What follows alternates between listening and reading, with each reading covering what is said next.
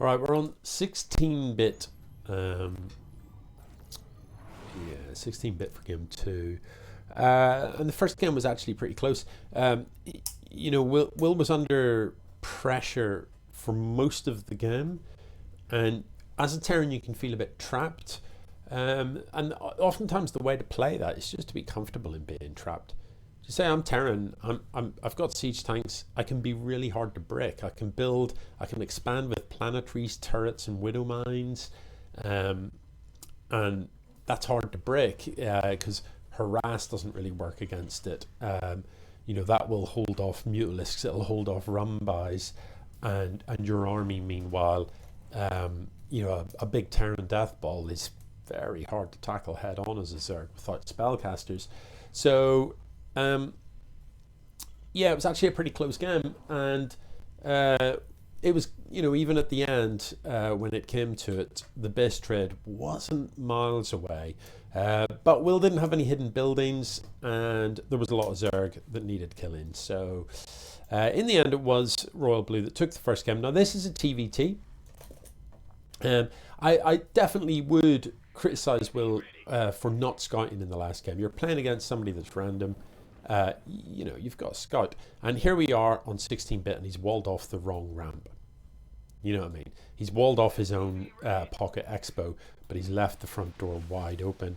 So, you know, had you scouted, you would know that, because, look, your worker would be, does he think this is the pocket expo? This is what's happening, isn't it? Imagine his surprise, like, if 20 lings just run in through the door here and kill all his stuff.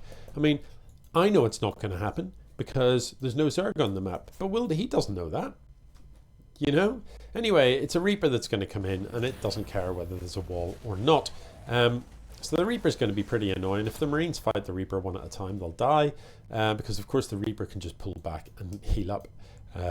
Literally like the most broken unit in the game, isn't it? The Reaper. Up until about 4 minutes, the Reaper is the single most broken unit in StarCraft. So yeah, now that there's a little band of Reapers, this is actually quite hard to deal with. So he needs to build a Hellion. He needs to get some mech out, because or Marauders. You've got a tech lab, so a Marauder, please, because Marines can't fight this. They're just, no. Your Marines are going to die. So I don't know about building a tech lab on this. What you need is a Hellion. Because Hellions will be able to fight this. They have range, they do splash, and you can just like pull SCVs to repair it. I think this is actually beginning to look like game-ending damage. These Reapers have just killed far too much. There's only 3 workers there. There's 5. Yeah, it's over. It's over. Okay. So yeah. I mean, arguably, had you scouted 3 racks? Don't know when the 3 racks happened. Let's have a little peek. Yeah, so there was 3 racks before the first. Oh no, there wasn't, to be fair. So first Reaper is in, you know, and the double racks with the 3rd one building. Yeah, a little bit of scouting might have helped. And in the end, the wall being in the wrong place didn't do anything.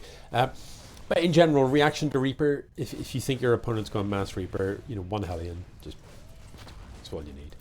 Or a Cyclone or a Siege, any mech.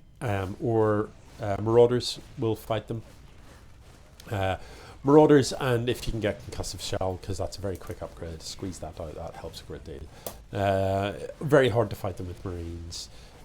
Building a bunker isn't a crazy idea, because the Marines get increased range in the bunker, and then the Reapers just can't come at your mineral line. But, you know, you need time to do that, and so scouting, knowing that it's coming, helps. But yeah, more than anything, when these appeared, you needed to get that factory building something good for you. Anyway, GG.